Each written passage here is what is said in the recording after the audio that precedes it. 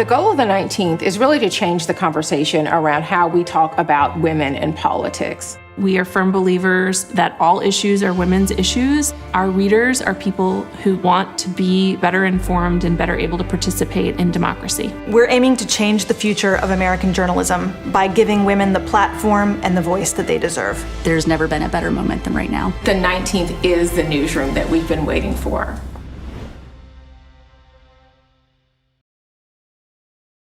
Hi, everyone, and welcome to Live with the 19th, a virtual event series that gives you a front row seat to conversations at the intersection of gender, politics, and public policy. I'm Emily Ramshaw. I'm the co-founder and CEO of the 19th, a nonprofit, nonpartisan newsroom that launched this summer with gender equity at its core.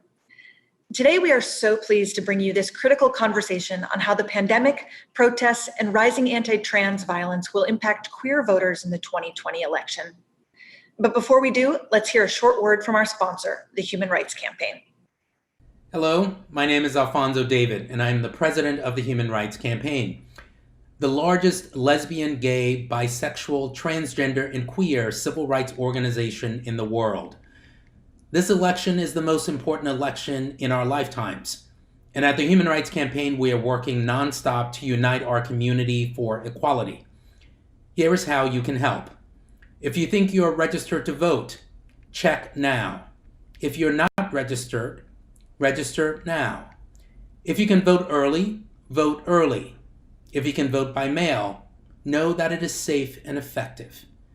Please go to hrc.org/vote to check your registration status, to register, or request your absentee ballot. Because when you vote, we win. If you like today's event, you can post about it on social media by using the hashtag #the19thlive. You can also get notified about future events by signing up for our free newsletter at 19thnews.org/subscribe.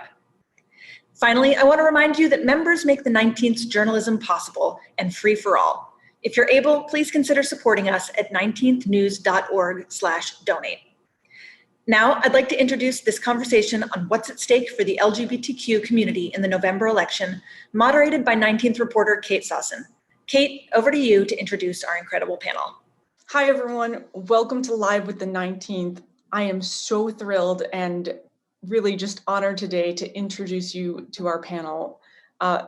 Andrea Jenkins is a writer, a performance artist, a poet, and a transgender activist. She is the first openly trans African-American woman to be elected to office in the United States, and she's the vice president of the Minneapolis City Council. Katie Hill is a former member of Congress from California's 25th district, the first woman to hold the seat, the first openly LGBTQ woman elected in California. She resigned in November 2019 following a scandal that spurred a national conversation around bisexuality, domestic abuse, cyber exploitation, and workplace power dynamics.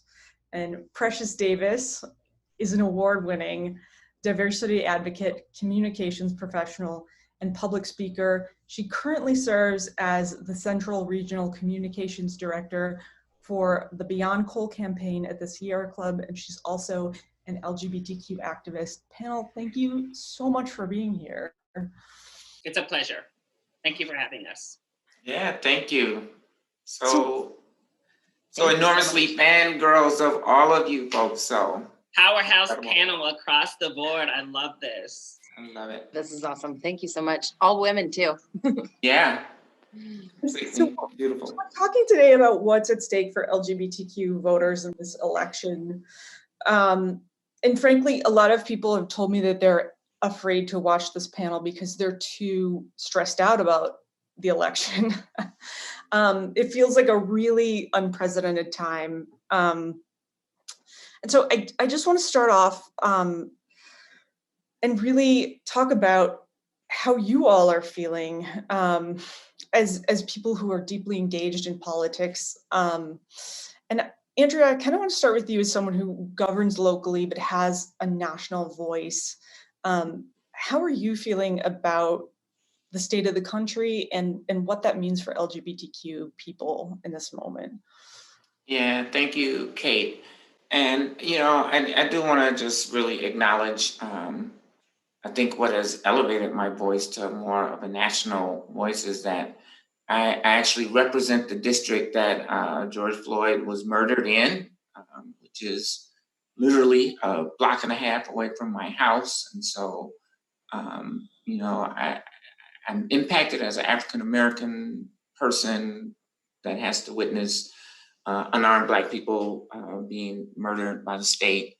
I'm impacted because I'm the vice president of the Minneapolis City Council and in a leadership role on that body, but also impacted because it is like literally right in my backyard. And so, the state of the country is really fragile right now. And I think as evidenced by the debate that we all witnessed last night, it's really interesting to me in 2017. I was writing in January of 2017, like during the inauguration, I was writing, and these works have been published, that our democracy, our entire democracy is at stake. And I think people were still in the mode of, hey, let's wait and see what is going to happen,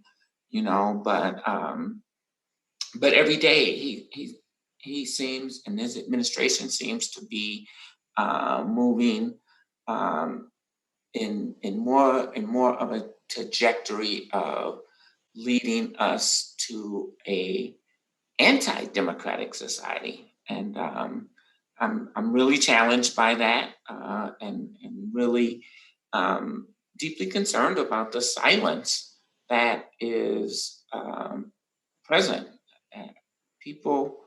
More people need to be speaking up and speaking out about this, and the fact that people are marching all around the country, and that those marches and those efforts are being led by young Black and brown, trans and queer people is really hopeful to me.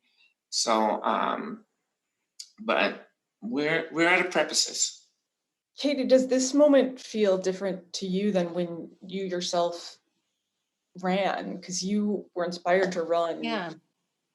I mean, I feel like this, in 2018, or I should say in 2017, right in the aftermath of Trump getting elected, so many of us, including myself, were prompted to run because we saw the potential of the devastation that could happen with the Trump presidency, and especially with a Trump in the White House and a Republican-held House and Senate. So we knew that the first check could be in the House, and thank God we flipped the House, because who knows how bad this would be if there had been no such check and balance.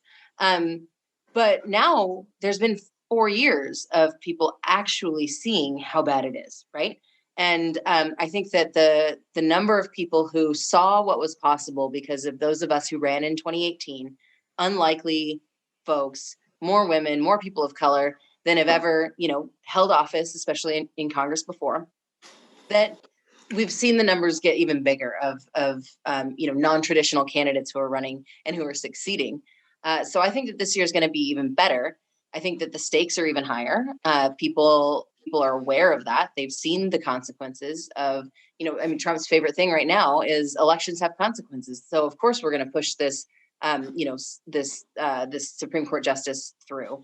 And it's like, yeah, we've all learned that elections do have consequences, and because of that, I think we're going to show up. And I'm really hopeful that ends up being true. Precious, I want to pose this to you as someone who's really, for so long, been activating the community around these issues. Do you feel hopeful in this moment, concerned? What's going on with you? Yeah, team optimistic over here, as always. I believe that we've been here before. In 1987, we saw 41,000 people dead at the beginning of, towards, as we're starting through the AIDS crisis in the United States. And we have silence on the part of Reagan. And we have activists a year later scaling the FDA demanding for a cure and demanding for adequate treatment. In 1969, we had activists literally at Stonewall refusing to be refused, who are literally in the face of the police of saying, we're here, we're not going anywhere, this is who we are, we're coming out, we're out, and we're proud, and we're sick of you bullying us and treating us not as humans. This is our legacy. Our legacy as a queer community is to push the arc of justice. And I'm one to believe that the pendulum of power will always swing in our country. But I believe as a Democrat that our values, that we support diversity and we support the American spirit, and we don't take rights away from people like Republicans do. Republicans take rights away from people. And so while I feel that we are, in a perilous moment, as, we see a possible, pending appointment to the Supreme Court of Amy Coney Barrett, who could be a pivotal judge in swinging the court to the right. Her statement on transgender individuals alone is problematic. She calls transgender folks psychological males. And while that to me is disheartening, I will not stop fighting. When I am in a room of LGBT youth, their light shines so bright. They are fierce, they are queer, and they show up in every space that they inhabit. And so I feel it's not just about this moment, it's about the next moment after this moment. Trump will leave.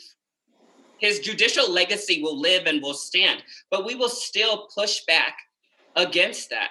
And we have seen a myriad of victories under the Trump administration in terms of fighting back. They can try to legislate us out of existence as much as they want, but I believe that justice will always prevail. I want to talk a little bit about what you just raised here, which is that, there seems to be this groundswell of young people, LGBTQ young people, and sort of on the other half of that is their parents, right? Like people who support their kids. That number is also growing. We did a story looking at equality voters, which is a term that the Human Rights Campaign came up with, that found that they're 29% of the electorate. LGBTQ people are now 10% of the electorate, according to NBC. That's a huge number, and they outnumber white evangelical voters. And so that to me feels really significant. Katie, I'm really curious about your thoughts on this. Why is it that we continue to see these attacks when it feels like the electorate is really shifting so dramatically? Well, honestly, I don't think that the proof has been put in their faces enough, right? I don't think that they've seen that we show up and we vote as equality voters. They know consistently that evangelicals are going to show up and they're going to vote in this one very targeted, very motivated way that enables white supremacy, infringes on women's rights, that continues misogynistic systems, and ensures that the power stays as it is. What they haven't seen is the growing and even bigger number of people who are voting to prevent exactly that and to try to counter that. And what I'm hopeful of is that in this election and in future ones, we show that we are just as powerful and more powerful, and we're growing. Their numbers are dwindling and our numbers are growing. So, the trick is going to be making sure that people recognize it as such. It's not just this whole, disaffected suburban housewives. No, this is people who care about equality. We care because our family is impacted. We care because our neighbors and our loved ones are impacted. And we care because it's the right thing to do. Let's be clear, though. People are voting. This is the second president that has been installed with less than the popular vote. So voter suppression is real, and we must get rid of the electoral college. That is insane.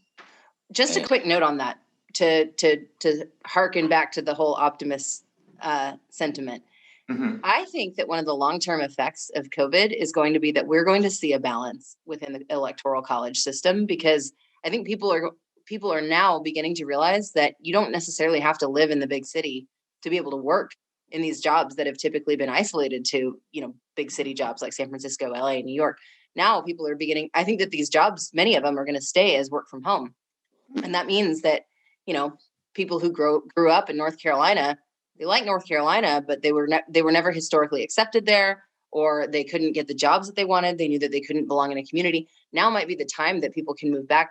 That changes the map, and that changes our politics, and that changes, who's going to be in power forever if we just aren't as concentrated in these, classically liberal states. And I think we need to engage Black women. Black women are the backbone of the Democratic Party. We saw in Alabama, Doug Jones won the Senate race because of Black women. And then we see Joe Biden, who is thrusted to the top of the ticket because of Black voters in the South. It is those spaces. There is this is the Republican divide, that they want it to be us against them. It's rural versus urban. We all have the same issues. We are all looking for economic stability. We are all want to be a part of a family. We want to be heard. We want to be affirmed. We all deserve equal treatment and equal access to the American dream. And it's my hope that as we push forward as a country, that divide leaves. And I think I have a unique perspective that I am from Omaha, Nebraska. And I know tons of Republican voters who have the utmost respect for me and love me and welcome me into their home and invite me to their dinner table. And I don't get the flack about, I don't agree with your lifestyle. And, it's not about that. I think it's about us creating this model of visibility and us creating, this conversation. It's not abandoning diversity training in the federal government. It's us coming to a place of seeing how we are more alike than we are different. When are you going to run for office? We need to be voting for you, Ms. Brady Davis. I have my eye on a seat. Let me finish my book first, and then we'll see. Yes.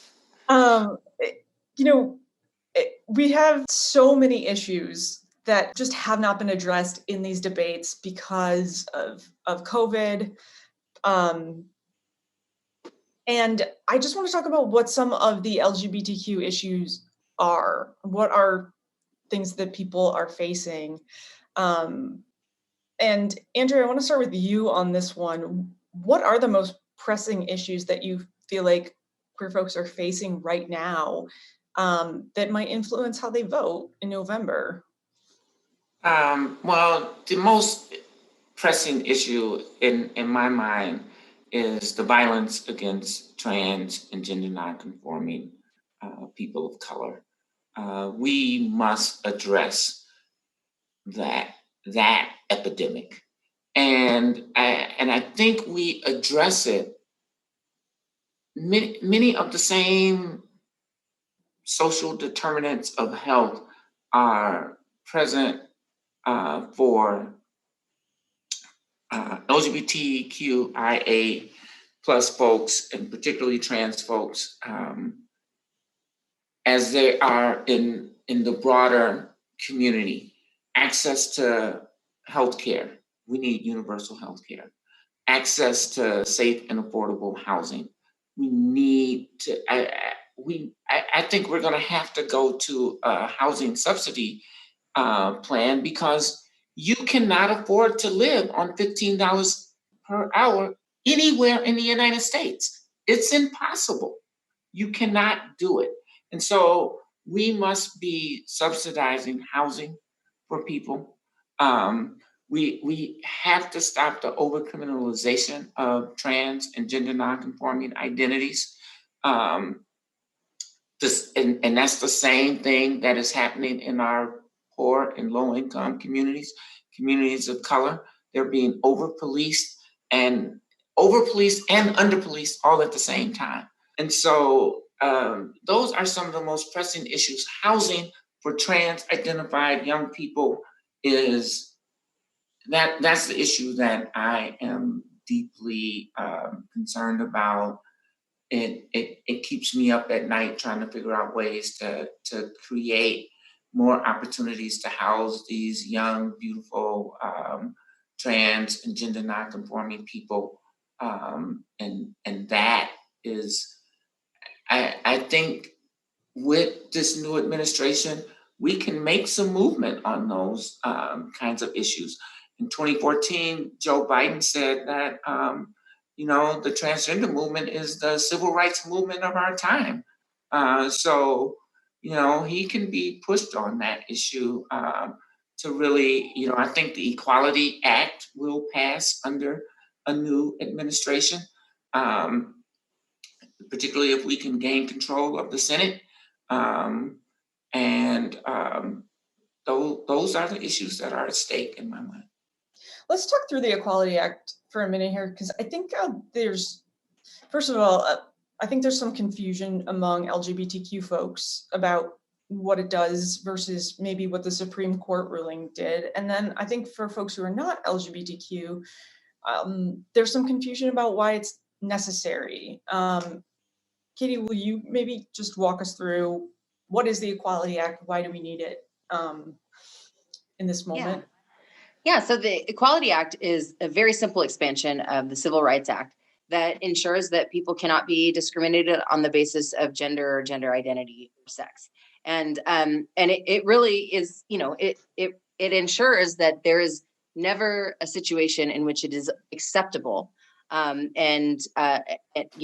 it's for society or on a legal basis or anything else, that you can say because of how you identify or what you look like, or who you love, that you are not able to access the same resources, supports, jobs, housing, or anything else as a member of the LGBTQ plus community. So, I think that there's been a lot of kind of hype around it, and I think some people think it's not necessarily because of the court decision, but the court decision is pretty limited, and the Equality Act would actually expand it.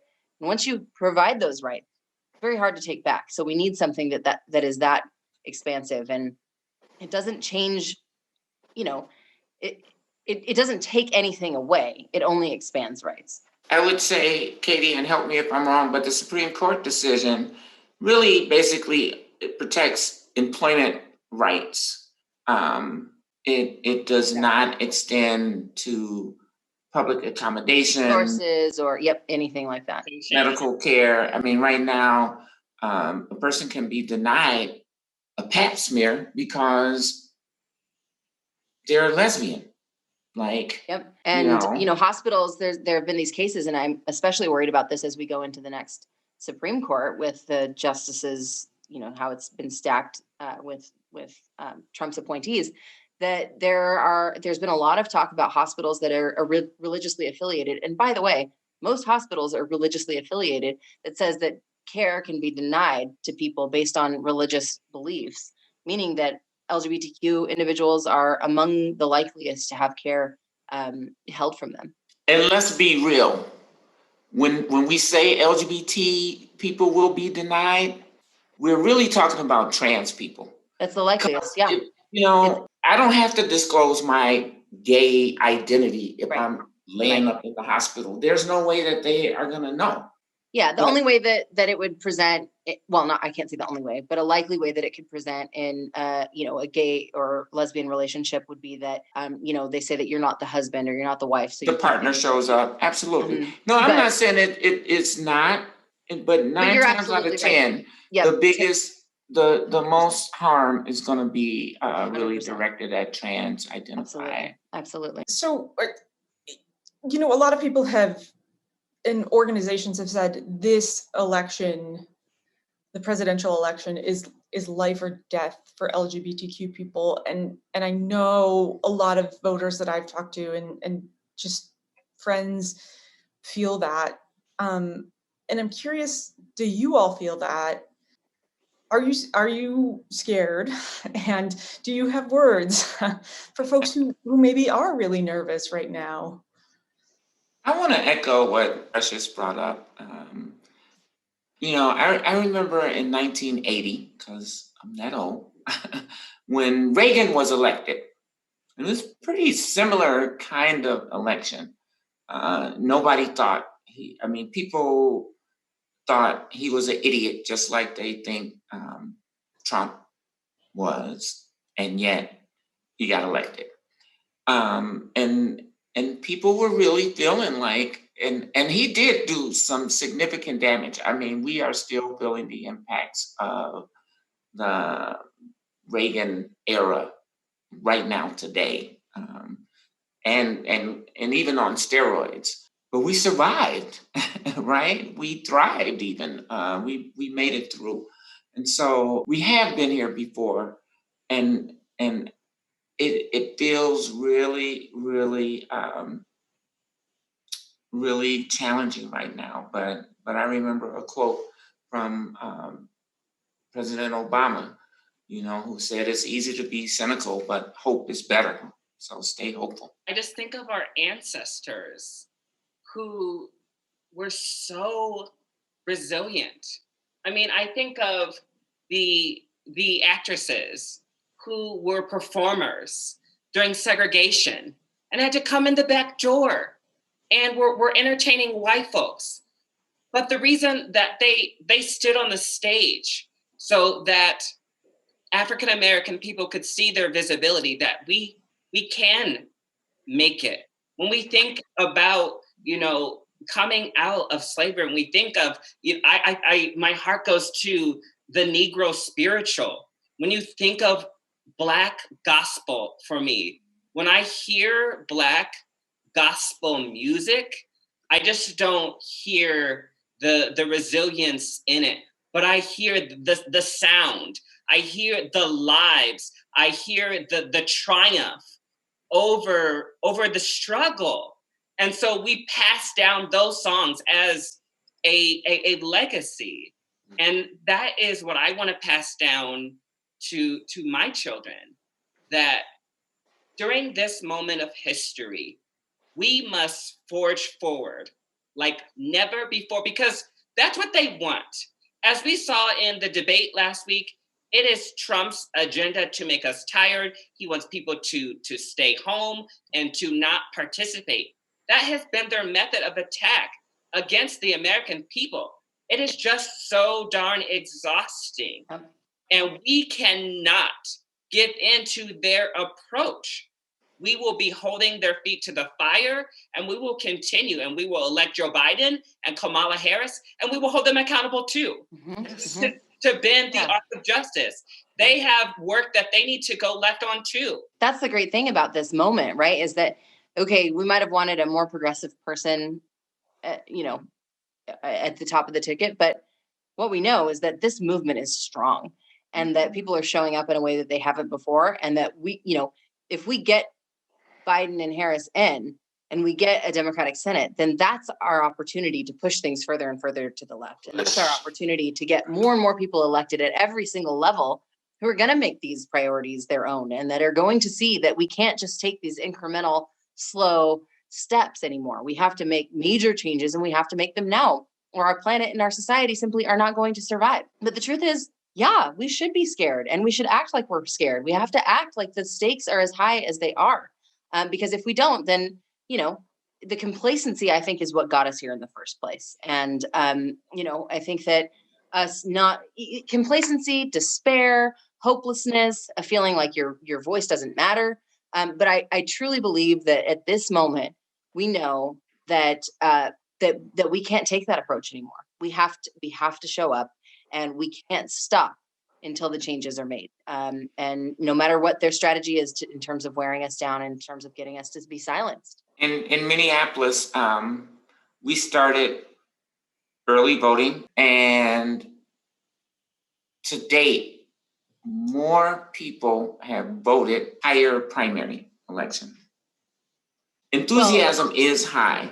And to your point, Katie, I've only been on the city council for 3 years, but I had worked for 2 council members previously to that, and I have never in my entire life seen the level of activism that, every budget cycle, and this is not just since George Floyd. This is like every major issue that comes up. We have hundreds of people coming to City Hall demanding the email, the organization is there, the phone calls, the letters.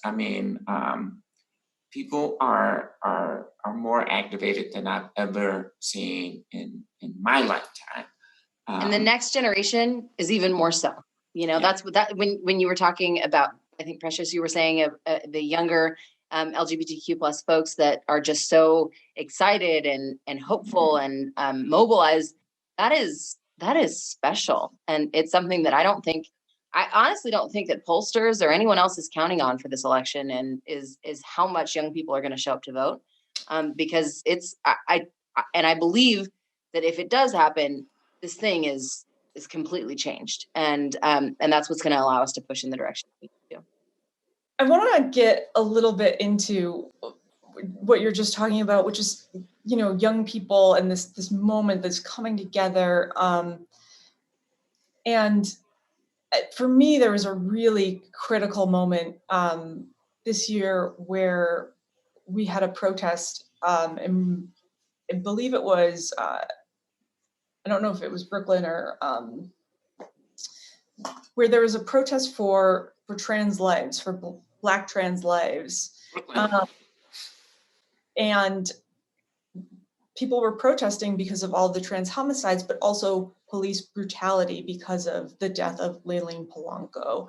And, I covered my first trans homicide in 2012, and it felt like, not a lot of people talked about trans people being murdered then. And to see just people flood the street for trans people who were murdered felt like such a shift, right? That we're talking about anti-Black violence and we're talking about anti-trans violence in the same space. And I'm curious what you make of that moment.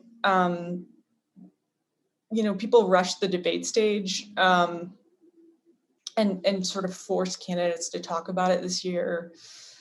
Where do you think that conversation is? Will a president who's elected be forced to confront this? Well, we know that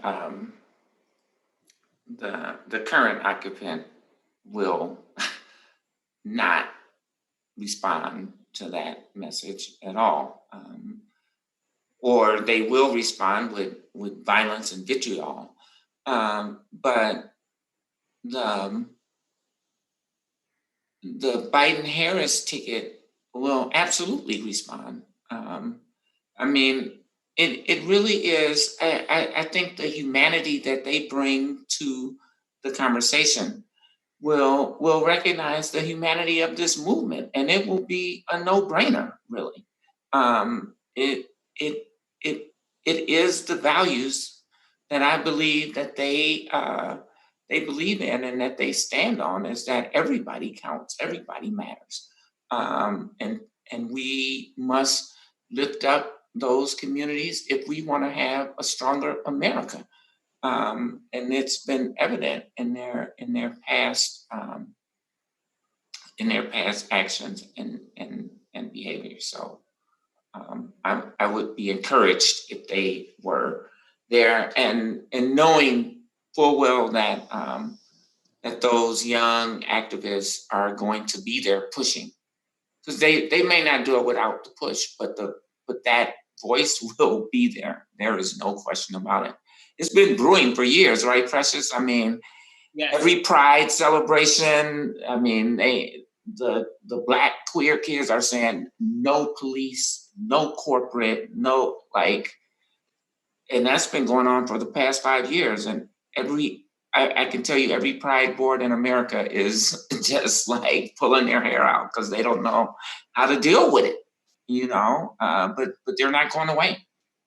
And one of the things that I thought was so beautiful about that march, it really flips the nonprofit industrial complex on its head. For so many years, we have white gay men at the top of the ticket who are setting the agenda for LGBTQ organizations. Black trans men and Black trans women are relished to the shadows and can only do one branch of work. They are not allowed to lead, and out of that, we see Ian Field Stewart starting the Okra Project, feeding trans folks. We have Cheyenne Dora Show, who is starting a housing service for LGBTQ people across the board. Let trans people lead. We have the profound Raquel Willis, who is such an amazing voice in journalism. So I just thought, and the white, seeing all of those people in white and present together, coming together in community. And I think it is a sojourn sign that trans people, that we're not going anywhere, and that we will occupy places of leadership. We will shape the conversation, and we will no longer be vanquished to the shadows. One just quick note about what Andrea was saying earlier around Kamala Harris and Biden and the kind of optimism around that. So I was supporting Kamala Harris from the very beginning. I endorsed her for her presidential pick, but at one point I got to go to the debate in California, which was specifically around LGBTQ issues, if you remember that. And Black trans women being murdered was a huge topic that was kind of under addressed at that point. And there was that anger. You were talking about people storming the stage. That was exactly I was there. Yeah. And so I was hanging out with Doug, Kamala's husband. I was her guest for the event, and I went to see her after the event, and just kind of spend a little bit of time with her. And there was this woman who was one of the people who was really upset, and understandably so. And she was trying to confront Kamala, trying to, talk to her about it. And of course, the staff, the security, et cetera, were trying to keep her back. And Kamala, she was in the middle of talking with me, but she was like, hang on a second. And she stopped, she's 5 feet tall, and she stops the guards. She stops her staff and says, no, let me talk to her for a minute. And she spends the next 20 minutes talking to this woman just about genuinely like hearing her and listening to the concerns that she has and listening to, it was it was an emotional conversation, but the fact is, what I saw more than anything in that moment was like she truly cares. Like no one, there were no audiences, there were no cameras in this moment. It was behind, it was backstage, and it was just her staff and security and me, and no one else would have witnessed that. But she truly stopped. She took the time, and she said that this is something that she genuinely cares about. And I think when people aren't doing it for performance, then that's when Kind of to your point, a lot of people have said that Biden-Harris is the most pro-equality ticket that we've ever seen. Do you all think that holds up? I do. I mean, Biden beat Obama to the punch in terms of acknowledging and supporting gay marriage by accident, and that was like a whole gaffe, I think, at the time. But I think so. Kamala Harris was one of the first people to preside over weddings for gay weddings in California. And she fought against the attacks on Prop 8 and as AG. And so I don't know who else could have had a more pro LGBT agenda. I mean, obviously Pete, but Well, you never know. Yeah, but right? I mean, yeah. but no, if they don't, the young people will make sure that they do.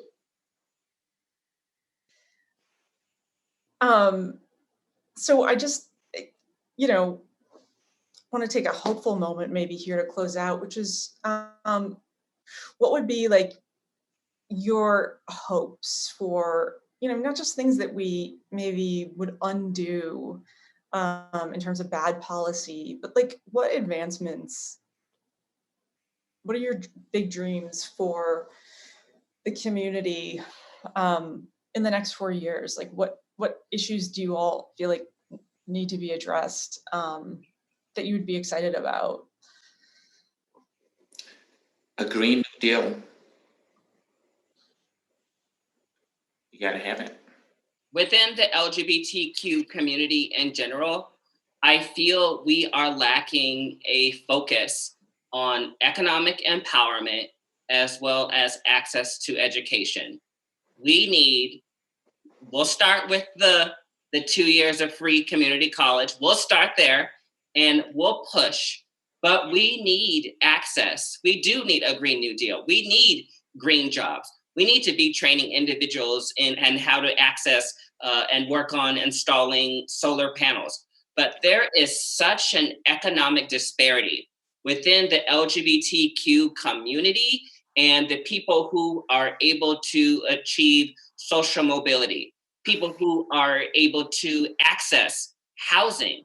If you don't have economic security, you cannot access housing and you cannot access education. And so I would like to see there be a systemic focus on empowering, and especially queer youth, and not just the privileged ones, right? There are scholarships out there for the privileged queer kids. I'm talking about the poor, Black, brown, the youth who it took a very long time for them to find themselves and they overcame challenges to become who they are. I know that story. That's my story. Not everyone, goes to high school and goes to college and has a 4.0 GPA and gets to go to the Ivies. That's not everyone's story. And so I want us to create more opportunity, more job education, also mentorship. Let's bring young people along the way with us. There's so much gatekeeping within the LGBTQ community sometimes that it makes me sick. Let's stop the gatekeeping and let's create opportunity for others in the spaces that we occupy.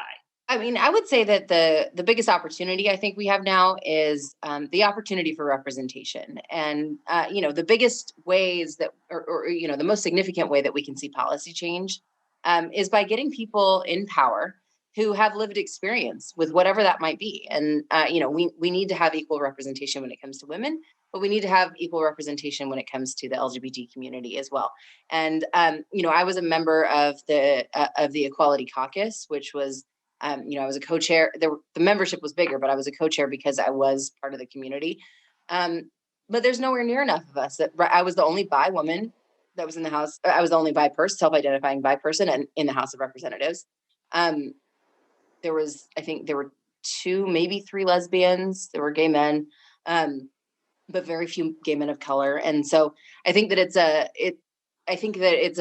this is the moment where we need to be showing up and saying that we should have a transgender person be elected to Congress. Absolutely. I mean, it's great that it's happening at the state and local levels. Andrea, you're a pioneer in that, but we need to have it at every single level. And that's the way that when you're having these experiences, when you're able to talk to your colleagues, when you're able to say, I am a person, I add value, and you can share what you've been through, what it's taken for you to get here, and the challenges that you've overcome. That's, I think, what moves the needle, and that's how we ensure that these policies are lifted up. And so, supporting organizations, whatever is important to you, elevated, and therefore elevating the issues, I think is, this is the moment for that, and probably a bigger way than we've ever seen before. Thank you for joining us today and talking through these critical issues with us. Hope to have you back. And thank you all out there for joining us. And we hope to see you all back. Thank you. Great talking with you Thank all. you, Kate. Have a good one. Thanks, you guys. Stay healthy. Thanks to Kate and all of our panelists for this conversation. Thanks to everyone who tuned in, and thank you to the Human Rights Campaign, our sponsor, for making today's event possible. If you are inspired to support us today, we would love it if you did that at 19thnews.org/donate. I also want to let you know that in just 48 hours, registration opens for the 19th's next big event, a 19th Represent Summit on public education in the pandemic. We've got some incredible speakers, incredible panels, and incredible performances lined up for you. We are so hopeful you'll join us. Please save the date for October 21st. Thanks again for joining us today, and we'll see you all soon.